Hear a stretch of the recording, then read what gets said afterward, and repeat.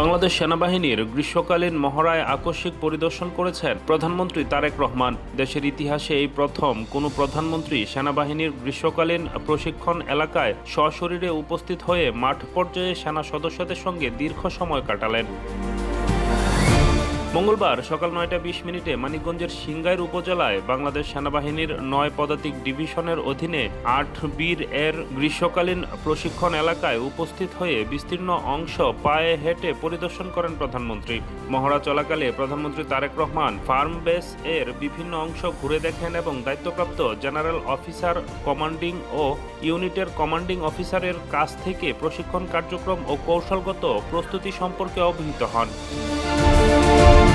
এছাড়া যুদ্ধক্ষেত্রে সেনা সদস্যদের অবস্থান গ্রহণ, রণকৌশল, সমরাস্ত্রের ব্যবহার এবং বাস্তবধর্মী প্রশিক্ষণের বিভিন্ন দিক ঘুরে ঘুরে পরিদর্শন করেন প্রধানমন্ত্রী। সেনা বাংকারে নেমে মহড়ায় অংশগ্রহণকারী অফিসার ও সেনা সদস্যদের রণকৌশল নিয়ে মতবিনিময় করেন। এমনকি গাছের পাতার আড়ালে ছদ্মবেশে অবস্থানরত সেনা সদস্যদের কাছে গিয়েও তাদের খোঁজ খবর নেন এবং দায়িত্ব পালনে উৎসাহ প্রদান করেন।